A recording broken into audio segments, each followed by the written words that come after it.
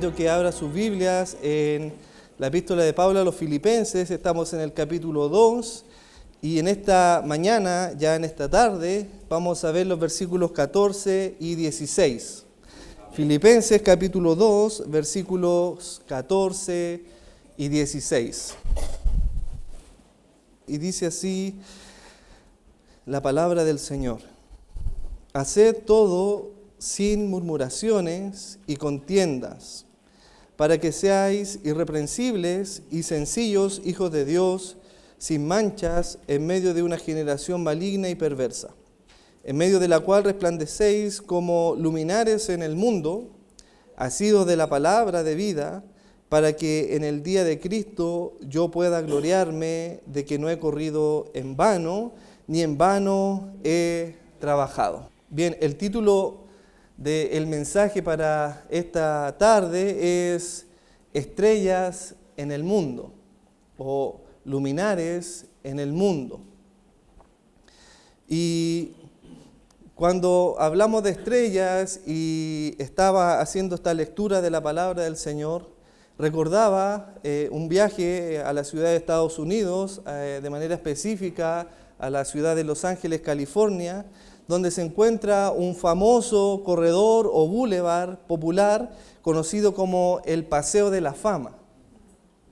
En esta avenida o Paseo Boulevard de Hollywood, las personas que transitan por esta avenida encuentran en el camino numerosas estrellas puestas en el piso. Son unas placas conmemorativas que homenajean a hombres que se han destacado y han sobresalido por sobre el resto de los demás, ya sea por haber reunido suficientes méritos o logros en diversas áreas que ellos representan, como la de cinematografía, películas, teatros, televisión, música, deporte, ciencia y política.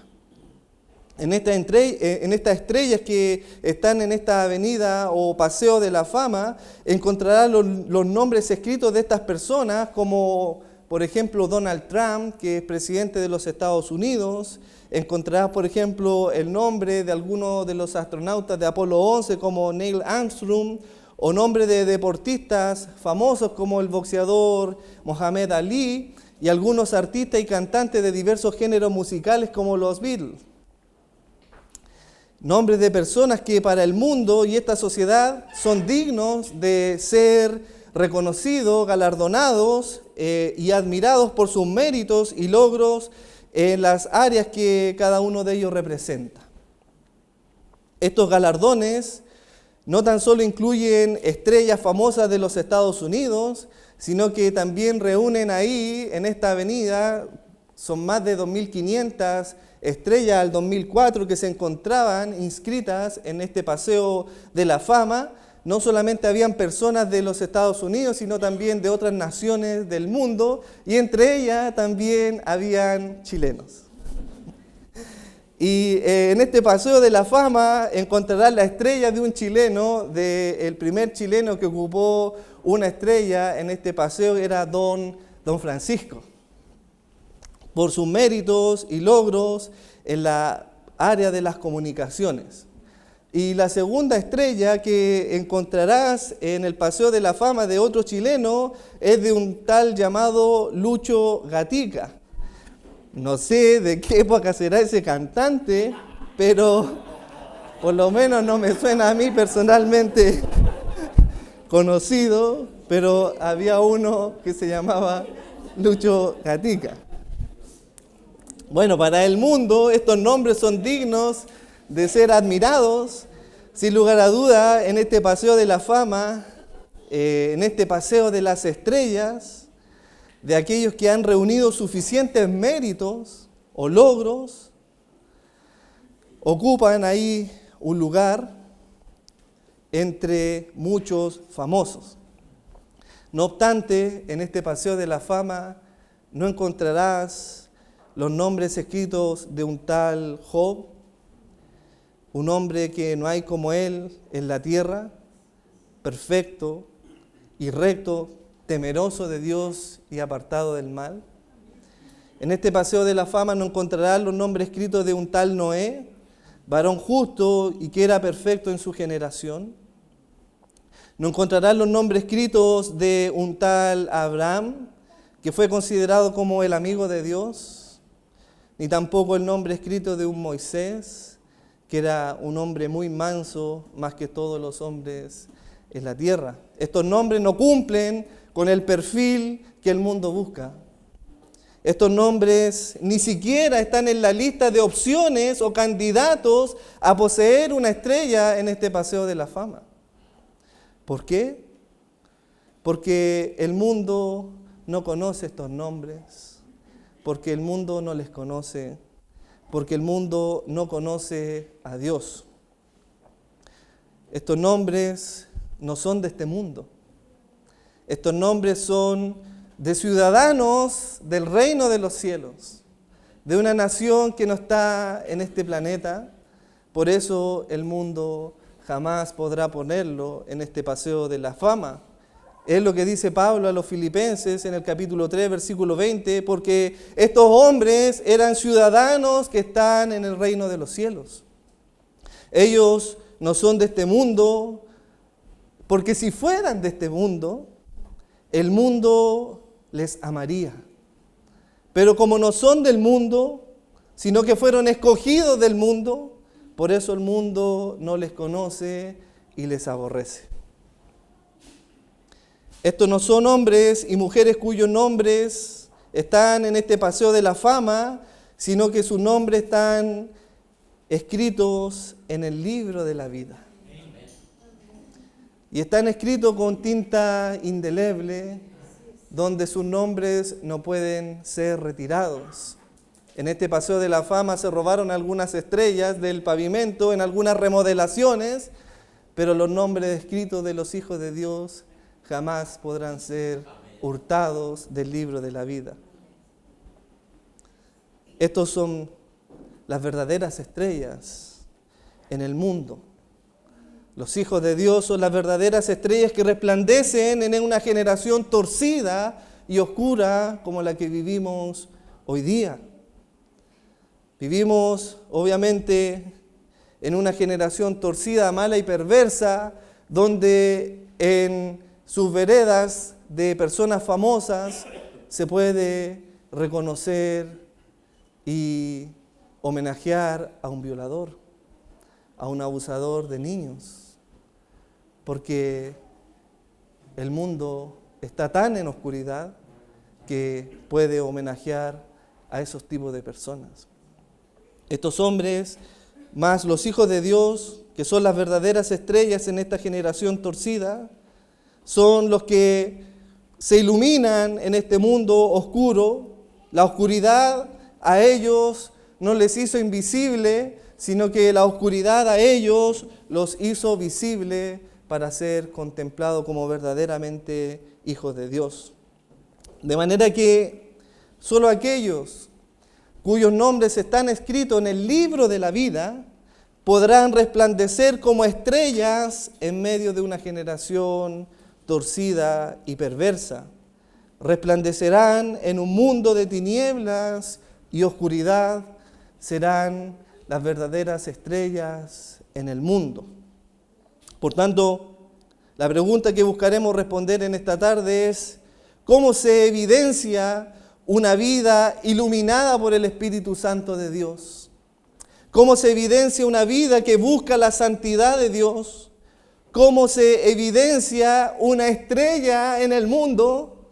¿Cómo se evidencia o se hace visible una vida de un verdadero creyente en medio de una generación torcida? Pablo nos presenta aquí en este texto el querer y el hacer en la vida del verdadero cristiano, en la vida de una estrella en el mundo, y lo presenta por medio de dos cosas: un mandato y dos razones. Un mandato y dos razones. Observa el mandato, versículo 14. Sería el mandato por su obediencia al mandato. Y versículo 15 y 16 encontraremos las dos razones. Este texto nos proporciona una estructura o un esquema muy sencillo que nos permite dividir el mensaje de hoy día en dos partes, y en esta mañana procuraremos cubrir la primera parte del sermón, que es el mandato. Observa junto a mí el versículo 14, observa Filipenses capítulo 2, versículo 14, el mandato. Observa, dice: haced todo sin murmuraciones y contiendas. La Biblia, Nueva Versión Internacional, lo traduce de esta manera: háganlo todo sin quejas ni contiendas. Y si usted observa cómo parte el texto, dice: haced todo, y ocupa aquí un verbo, y este verbo está en tiempo presente, voz activa y en modo imperativo. Por lo tanto, entendemos esto que es un mandato. Queridos hermanos, esto es un mandato, aquí no hay opciones, no es un si es que o quizás o en algún momento en la vida de los filipenses futura ellos van a cumplir con este mandato. No, esto es ahora y ya. Cada uno de los filipenses debía obedecer a este mandato de hacer todas las cosas sin murmuración. Y observa que es hacer todo, y esto denota la responsabilidad que tiene todo creyente en cada una de las áreas, de los aspectos de su vida, de buscar y manifestar la santificación. No hay ninguna área de tu vida en que se excluya lo que tú debes hacer. En esto que está diciendo aquí Pablo para los filipenses, que debemos hacer todas las cosas que nosotros hacemos como cristianos buscando la santificación, las debemos hacer sin quejas y sin contiendas. Pablo utiliza también este mismo mandato en otra de sus cartas a los colosenses, por ejemplo en el capítulo 3, 23, diciéndole a ellos, a la iglesia de Colosa: y todo lo que hagáis, exactamente lo mismo a los filipenses, hacedlo de corazón como para el Señor y no para los hombres. Y Pablo aquí en esta carta a los colosenses agrega este adverbio comparativo de la palabra como. Es decir, todo lo que tenemos que hacer nosotros como cristianos debemos hacerlo comparativamente como para el Señor. Pero en Filipenses es totalmente distinto. Aquí Pablo ocupa una preposición que es la palabra sin, denotando una ausencia, una carencia de algo. Es decir, debemos hacer todas las cosas, pero sin traer en lo que estamos haciendo murmuraciones, contiendas y quejas. Es interesante aquí la palabra murmuraciones y contiendas. La palabra murmuración viene de la palabra griega gongusmos y es una onomatopeya, es como, podríamos así ilustrarlo, esa palabra gongusmo es un gruñido o una queja que comúnmente hacen nuestros hijos cuando les damos órdenes e instrucciones y entre dientes hacen... No dicen nada en palabras, sino que hacen una onomatopeya, un gruñido, un gongusmo, como se dice en griego. Esas son las murmuraciones muchas veces que hacemos nosotros entre dientes, cuando a veces somos exhortados o somos reprendidos, como que decimos entre dientes algo que no diríamos tan claramente porque sabemos que tiene consecuencias. Y contiendas aquí no se refiere a peleas o luchas mano a mano, ni de golpes, sino que la palabra contienda se traduce de la palabra dialogismo, donde nosotros obtenemos la palabra en español de los diálogos, ¿cierto? Entonces lo que quiere decir aquí la palabra contienda se refiere a los discursos o opiniones o de malos pensamientos donde nosotros discutimos para hacer conflictos respecto a lo que nosotros creemos por verdad o respecto a lo que nosotros pensamos. Y quizás este era el problema que había en las hermanas Evodia y Síntique a la cual Pablo le escribe en el capítulo 4, en el versículo 2 y 3, rogando, y observe cómo Pablo ruega y suplica a estas dos hermanas que sean de un mismo sentir, porque quizás lo que estaban ellas haciendo eran cosas con murmuración y contienda. Por esta razón Pablo le escribe ahí en el capítulo 4, en el versículo 2, dice: ruego a Evodia y a Síntique que sean de un mismo sentir en el Señor. De manera que está manifestando en que entre ellas había un conflicto, no tenían ya un mismo pensamiento, no tenían ya un mismo parecer, y lo más probable que entre ellas estaban hablándose con onomatopeyas. Ya viene esta aquí que... Haciendo evidente la posibilidad de una desunión en el cuerpo de Cristo. Y si usted observa el texto de Filipenses 4, versículos 2 al 3, el ruego que hace Pablo, la súplica que hace Pablo, para que estas mujeres sean de un mismo sentir, y observe lo que manifiesta: asimismo te ruego también a ti, compañero fiel. Esa era una persona que quizás acompañó a Pablo, era un miembro de la iglesia de los filipenses, al cual Pablo le estaba pidiendo ayuda para que ese compañero fiel pudiera unificar y mantener y conciliar a Evodia y Síntique, de manera que te das cuenta que los murmullos, las murmuraciones, las quejas dividen a los hermanos, y que se requiere de un tercero que pueda apoyar para poder conciliar. No es tan fácil resolver las quejas y las murmuraciones al interior de la iglesia. Por eso Pablo le pide a su compañero fiel que ayude a estas de manera específica, que ayude a estas dos. Y hermano, no es que estas dos no eran cristianas, no era que estas dos eran cizaña al interior del cuerpo de Cristo, no, porque estas hermanas combatieron unánimes junto a Pablo en pos del Evangelio. De manera que nos demuestra que como cristianos no estamos exentos de tener este tipo de actitud pecaminosa que afecta a la unidad de la iglesia. Sin duda, este tipo de actitud no es el sentir que hubo en Cristo Jesús, quien por sus labios no hubo ni una queja, queridos hermanos. La palabra de Dios nos dice en Isaías 53:7 que Él fue angustiado y Él fue afligido, mas Él no abrió su boca. Como cordero fue llevado al matadero, y como oveja delante de sus trasquiladores, enmudeció y no abrió su boca. Observa en ese versículo 7 de Isaías 53 el énfasis que hace el profeta respecto a cómo Jesús mantuvo su boca callada, en silencio. No pronunció ninguna queja, haciendo un énfasis, repitiendo esta palabra 3 veces en el texto. De manera que las quejas y las contiendas son una actitud pecaminosa. Las quejas y las contiendas son pecado. Las quejas y las contiendas son pecado, y este pecado tiene su origen desde el mismo Edén. Desde el huerto del Edén, queridos hermanos, en el mejor medio ambiente que un hombre pueda experimentar, bajo las mejores circunstancias que un hombre pueda tener, teniendo todo a su favor, lo primero que sale de la boca de los hombres es una queja.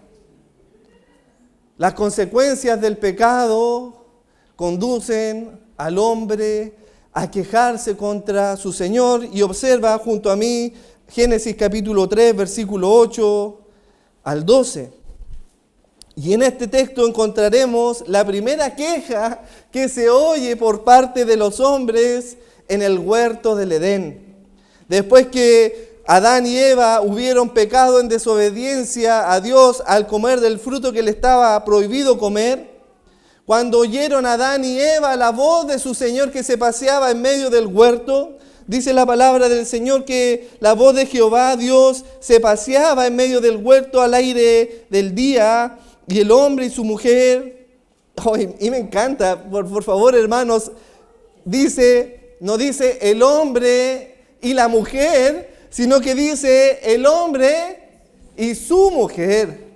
Esta es la esencia del matrimonio, queridos hermanos, en el texto. El hombre y su mujer se escondieron de la presencia de Jehová Dios entre los árboles del huerto, mas Jehová Dios llamó al hombre, y observe a quién llama primero el Señor. Es al hombre a rendir cuenta por su hogar. Y le dijo, ¿dónde estás tú? Y él respondió, oí tu voz en el huerto y tuve miedo, porque estaba desnudo y me escondí. Y Dios le dijo, ¿quién te enseñó que estabas desnudo? ¿Has comido del árbol del que yo te mandé no comieses? Y observa la respuesta del hombre. La mujer que me diste, por compañera me dio del árbol y yo comí. Esa es la primera queja que tiene el hombre para con su Señor. Aquí encontramos la primera queja a partir del pecado, de la desobediencia, a partir de la caída del hombre. Encontramos esta primera queja y observa cómo se queja Adán, como reprochando a Dios, yo comí porque la mujer que tú me diste me dio de comer. Yo estoy en este lío por la mujer que tú me diste. Yo estaba solo, tranquilito en el huerto, pero ella sí se metió aquí y me dio de comer. Y por eso estoy así. Como queriendo decirle al Señor, la culpa en última instancia no es de la mujer, sino tuya. Y esa es la tendencia del hombre de quejarse siempre contra el Señor. Al marido, el marido que me diste, se queja la mujer de su esposo. Se queja la mujer ante su Señor diciendo, la casa que me diste, los vecinos que me diste, el patio chico que me diste, el trabajo que me diste, Señor, la profesión que me diste, el auto que me diste. Y comienza un descenso de ingratitud y falta de humildad por el camino de la queja. Señor, y decimos en nuestras oraciones, dame otro lugar donde pueda yo vivir, porque si me sacas de este lugar, yo estaré más agradecido. Pero no sé si te das cuenta, querido hermano,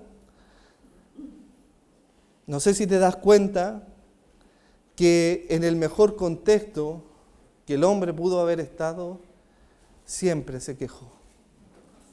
Siempre se quejó de su Señor.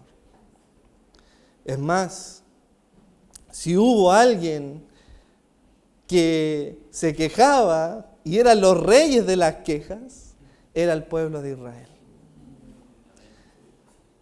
Era tal su aflicción y su clamor por la vida que ellos vivían en esclavitud en Egipto, que dice la palabra del Señor que esta voz de este clamor llegó a la presencia de Jehová, y estando Moisés en el monte, oye una voz desde la zarza que habla Moisés y le dice en Éxodo 3, versículo 7, dice Jehová, bien he visto la aflicción de mi pueblo que está en Egipto y he oído su clamor a causa de sus exactores, pues he conocido su angustia, he descendido para librarlo de la mano de los egipcios y sacarlos de aquella tierra a una tierra buena y ancha. Queridos hermanos, por favor subraye el deseo del Señor para con su pueblo, a tierra que fluye leche y miel, a los lugares de los cananeos, de los heteos, de los amorreos, de los fereceos, de los heveos y de los jebuseos, por cuanto el clamor pues de los hijos de Israel ha venido delante de mí. Y también he visto la opresión con la que los egipcios los oprimen. No sé si te das cuenta, querido hermano, hacia dónde Dios lo estaba moviendo, hacia una tierra que fluye leche y miel, a tierra buena y ancha, y toda esa tierra buena que produce leche y miel, no trajo gratitud al corazón de los hombres. No trajo gratitud al corazón del pueblo de Israel. Por lo tanto, no creas que teniendo mejores circunstancias en tu vida, eso traerá gratitud a tu corazón.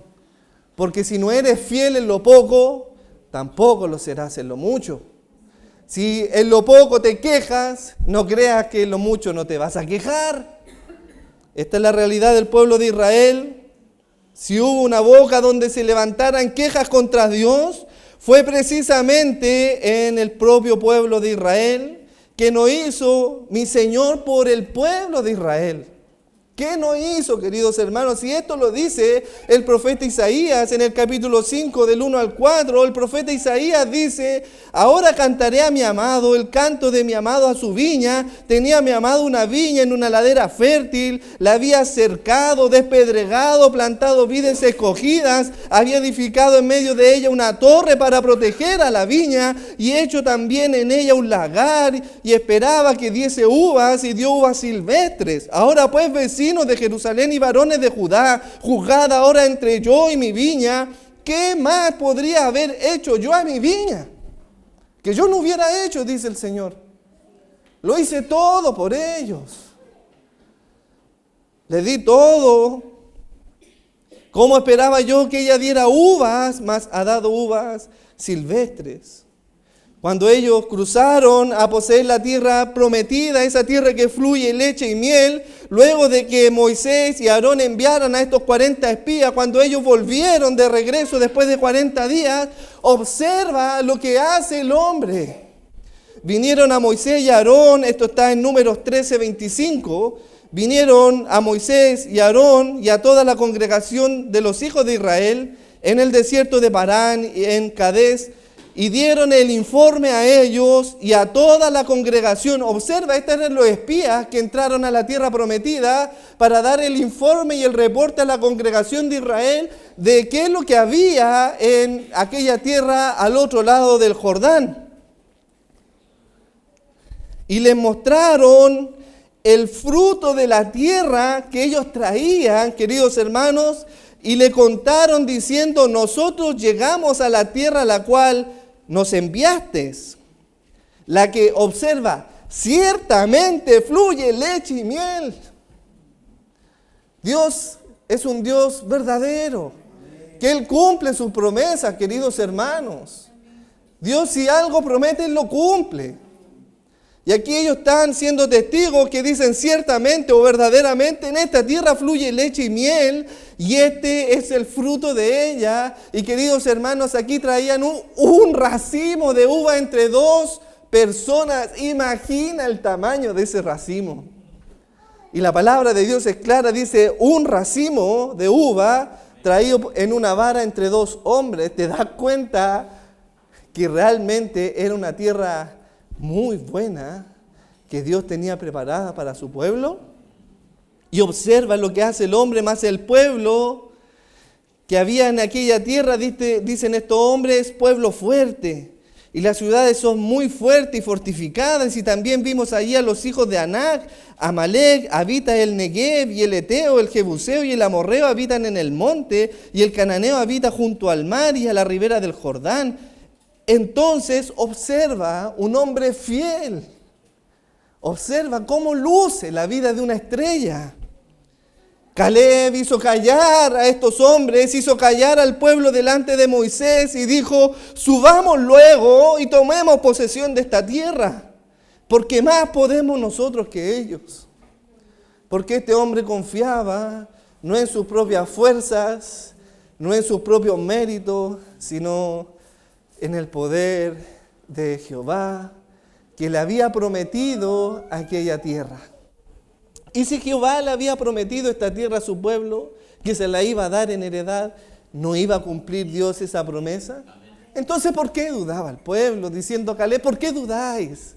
Pero observa cómo eran estos hombres. Estos hombres se quejaron contra Moisés. Observa el capítulo 14 de Números, el versículo 36 y 37. Observa cómo estos hombres que volvieron después de la tierra, estos varones que Moisés envió, se quejan delante del pueblo y delante de Moisés. En el versículo 36 leemos, dice, y los varones que Moisés envió a reconocer la tierra y que al volver habían hecho, observa lo que hicieron estos hombres. Observa el texto, lo que dice, estos hombres al volver habían hecho murmurar contra él a toda la congregación, desacreditando a aquella nación o aquel país. Aquellos varones que habían hablado mal de la tierra murieron de plagas delante de Jehová. ¿Te das cuenta, querido hermano, que estos hombres hicieron murmurar a todo el pueblo de Israel? No sé si ves y logras entender el poder de la murmuración y de las quejas, cómo la queja es tan contagiosa como la lepra. Basta que un hermano en medio de la congregación se empiece a quejar y ya vas a tener a toda la congregación quejándose, no contra Moisés, quejándose contra el Señor. Señor, tenga misericordia de nosotros y observa, por favor, no nos vamos de número 14, observa el versículo 1 al 4. Aquí vas a observar el resultado de la murmuración. Observa el resultado de la murmuración. Entonces, toda la congregación gritó y dio voces, y el pueblo lloró aquella noche. ¿Y qué cosa? Y se quejaron. ¿Puedes creerlo, hermano? Esa tierra que estaba preparada, que ciertamente fluye leche y miel. Caleb trajo la evidencia. El pueblo se quejó contra Moisés, y observe cómo se conduce la queja del pueblo hacia estos hombres que fueron como espías hacia Caleb, de Caleb al liderazgo de Moisés y Aarón, y en última instancia hacia Dios. Observa, se quejaron contra Moisés y contra Aarón todos los hijos de Israel, y les dijo toda la multitud, así de contagiosa es la queja: ojalá muriéramos en la tierra de Egipto, o en este desierto, ojalá muriéramos. Qué ingratos, querido hermano. ¿Y por qué nos trae Jehová? Observa contra quién se quejan. Contra Jehová, a esta tierra para caer a espada, y nuestras mujeres y nuestros niños sean por presa. ¿No nos sería mejor volvernos a Egipto? Oh, querido hermano, no sé si no logras poder observar lo que genera la queja en el corazón del Hijo de Dios. Te hace volver a tu pecado. Te hace volver a la esclavitud, de donde un día el Señor sacó a su pueblo. De donde un día el Señor destruyó a todo el ejército de Egipto. Y ellos dudaban de que Dios pudiera hacer lo mismo en la tierra prometida. El corazón del hombre es engañoso, está siempre en rebelión contra su Señor. Por tanto, debemos hacer morir a ese viejo hombre, no proveer ni alimentarlo de quejas, no alimentar a ese gigante que está en tu corazón llamado orgullo, que te lleva y te conduce a quejarte contra tu Señor. Y es triste porque las quejas existieron tanto en la ley, Moisés, como también en los profetas. Hubieron quejas contra nuestro Señor. Vimos las quejas dentro del contexto canónico de la ley, y observa las quejas dentro del contexto de los profetas. Y aquí las quejas y contiendas llegan a un límite inimaginable. Profeta Jonás, capítulo 4, versículo 1, encontramos aquí esta realidad de Jonás que se enoja contra Dios porque él perdonó a los ninivitas que se arrepintieron. Observa Jonás capítulo 4, versículo 1 y 3, dice: pero Jonás se apesumbró en extremo y se enojó y oró a Jehová y dijo: ahora Jehová, ¿no es esto lo que yo decía cuando aún estaba en mi tierra? Por eso me apresuré a huir a Tarsis, porque sabía yo que tú eres Dios. Observa, tú eres Dios clemente y piadoso, tardo en enojarte y grande en misericordia, y que te arrepientes del mal. Ahora pues, oh Jehová, te ruego que me quites la vida, porque mejor me es que muera que la vida. Imagínate el nivel de queja que puede llegar el hombre contra Dios al ver cómo Dios manifiesta su amor y su misericordia para un pecador. Si éste supiera quién le lava los pies, si éste supiera quién está sentado junto a él, ¿no era esto lo que decían los fariseos? ¿Puedes ver el nivel al cual el hombre puede llegar con sus quejas a Dios? Quitarse la vida es la expresión máxima del orgullo del hombre. No le importa que otros sufran por su ausencia, no le importa que otros estén bien. Ellos se aman tanto a sí mismos que no soportan una falta de atención hacia ellos mismos. Quieren ser el centro del universo y si así no lo es, mejor me quito la vida. Quítame la vida. No soporto que otros estén bien, no soporto que la clemencia y misericordia esté de Dios sobre otros. No lo soporto, Señor, dijo Jonás, quítame la vida. Y dentro del contexto del Nuevo Testamento, también encontramos quejas y murmuraciones y contiendas incluso en la iglesia. En la iglesia primitiva no estaba exenta del contagio de estas quejas, producto de la murmuración y las contiendas. Por esta razón, queridos hermanos, si tu anhelo es ver crecer esta congregación y deseas que crezcamos en número, debes saber que debemos también estar preparados.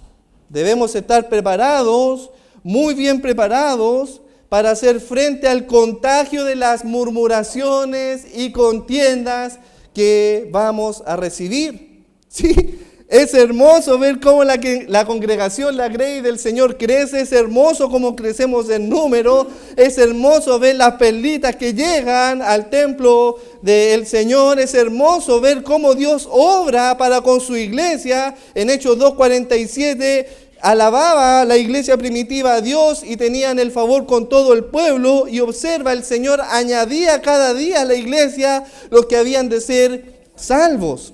Y en aquellos días, como crecía el número de los discípulos, adivina que también hubo en ese crecimiento. Hubieron quejas y murmuraciones. ¿Crees que hubo gozo solamente por crecer el número de la iglesia? No, observa Hechos 6:1. Hubo murmuración de los griegos contra los hebreos, de que las viudas de ellos eran desatendidas en la distribución diaria. Pero lo que estaba pasando aquí, queridos hermanos, era que estos griegos creían que sus viudas merecían mayor atención que las viudas de los hebreos. Y se quejaron contra los apóstoles diciendo que sus viudas, y observa el egoísmo, no eran las viudas de la iglesia, eran las viudas de los griegos. Porque las de los hebreos, según el parecer de ellos, estaban siendo bien atendidas. Y empezaron las murmuraciones y las contiendas. Estas surgen cuando creemos, queridos hermanos, merecer más que el otro.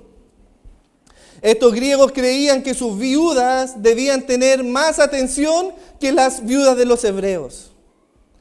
¿Te das cuenta que la queja y murmuración y contienda se deben a que creemos merecer más que el otro? En la parábola de nuestro Señor Jesucristo, de los obreros de la viña, me encanta esa parábola, dice, vemos como unos obreros fueron contratados por su Señor a las 6 de la mañana, por un denario. Luego el Señor en su misericordia va y recorre y encuentra a otro y lo contrata, pero a las 9 de la mañana, a la jornada laboral. Sigue avanzando y encuentra a otro y lo contrata a las 12 del día, pero también por el mismo denario. Llega uno a las 3 de la tarde y lo contrata también para las labores de su viña por también el mismo sueldo. Y así llega el último que contrata a las 5 de la tarde. Ese es el mejor contrato que puede existir para un hombre, trabajar 1 hora por el mismo denario. Y dice la palabra del Señor en Mateo 28, que cuando llegó la noche, es decir, cuando llegó el término de la jornada, el Señor de la viña dijo a su mayordomo, llamad a los obreros y pagadle el jornal, y comenzando desde el postrero hasta el primero, el Señor le pagó su debido denario. Y observa lo que sucede, a todos le pagó el mismo denario, y en el versículo 11 del capítulo 20 dice, y al recibirlo, murmuraban contra el padre de familia diciendo, estos postreros han trabajado 1 sola hora y les has hecho igual a nosotros. ¿Te das cuenta? Observa esa frase, le has hecho igual a nosotros. Ellos creían merecer más. Ellos no soportaban ser igual al otro. Ellos se querían posicionar sobre el último. Él respondiendo dijo a uno de ellos, amigo, no te hagas agravio. ¿No conveniste conmigo en un denario? Toma lo que es tuyo y vete. Pero quiero dar a este postrero como a ti. ¿No me es lícito hacer lo que quiero con lo mío? Y observa aquí, ¿o tú tienes envidia? Subraya esa frase. ¿Tienes envidia porque yo soy bueno? Así los primeros serán postreros y los postreros primeros, porque muchos son llamados, más pocos los escogidos. Oh querido hermano, no sé si te das cuenta de que las quejas y las murmuraciones surgen por la envidia que hay en tu corazón, por creer merecer algo mejor que tu hermano.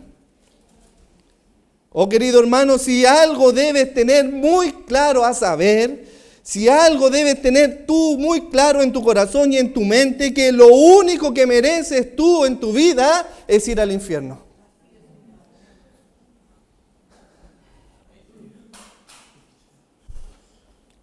Si tú le pides a Dios y le dices, Señor, dame lo que merezco, hermano, vas a aparecer en ese mismo momento en el infierno. Porque eso es lo único que mereces. Por esta razón debemos nosotros como hijos de Dios tener cuidado de la envidia que hay en tu corazón, cuidado de creer merecer algo más que tu propio hermano, de creerte superior a los demás.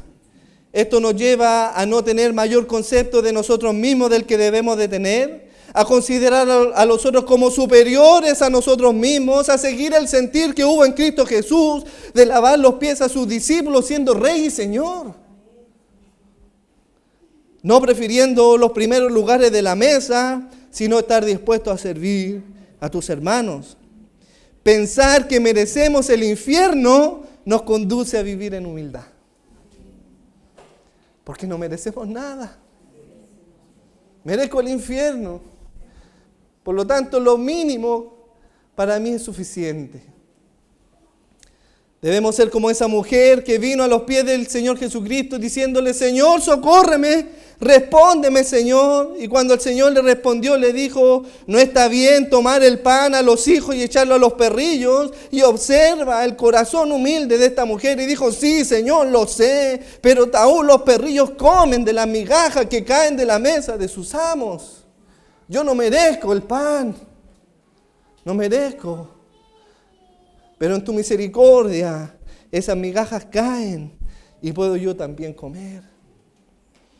El Señor le respondió y dijo: oh mujer, grande es tu fe, hágase contigo como quieras. De manera que Jehová a los humildes exalta, y a los que son altivos los humilla. Finalmente, querido hermano, ahora tú te estás quejando. ¿Te estás quejando porque no tienes esto o aquello? ¿Te estás quejando porque mereces lo que el otro tiene y tú no lo tienes? ¿Hay envidia en tu corazón? ¿Te crees merecedor de algo más que un simple denario? ¿Contagias con tus quejas a otros dentro de la congregación? ¿Vives quejándote de otros? Observa el ejemplo de Pablo. Ve a ese hombre que un día estuvo en el cepo cantando con gozo y alegría. Ve a ese hombre que estuvo preso en una celda romana escribiendo a los filipenses y diciéndole: regocijaos conmigo. Otra vez digo, regocijaos. Regocijaos en el Señor. Por esta razón, querido hermano, deja de quejarte y sé agradecido. Deja la murmuración y las contiendas y sé humilde y sencillo. Querida hermana, no seas como la mujer insensata, que son aquellas como gotera en su hogar, dolores para su padre el hijo necio y gotera continua la contienda de la mujer. Gotera constante en el día de lluvia es la mujer rencillosa. Son ambas semejantes. Querida hermana, deja tus quejas y sé agradecida para con tu Señor. Maridos, por la pereza se cae el techo y por la flojera de tus manos se llueve la casa. ¿Te das cuenta de la responsabilidad mutua y el deber que tiene el hombre de reparar también esas goteras? Eclesiastés 10:18. Marido, amad también a vuestras esposas y tratadla como a vaso más frágil, amadla como Cristo amó su iglesia, no esperando nada a cambio de eso, como creyendo merecer algo por el amor que tú le estás dando a tu esposa, sino que entrégate en amor, hónrala, cuídala, ámala. Querida iglesia, dejemos de quejarnos y tengamos todo un mismo sentir. Si te vas a quejar, quéjate por tu pecado. Quéjate por tu propio pecado. Quéjate porque estás ofendiendo a un Dios santo. Quéjate por tu propia miseria de haber defraudado a tu Señor. Porque de esa manera resplandecerás como una verdadera estrella en este mundo. En un mundo oscuro, lleno de envidia, orgullo y contienda. Le invito a que oremos al Señor.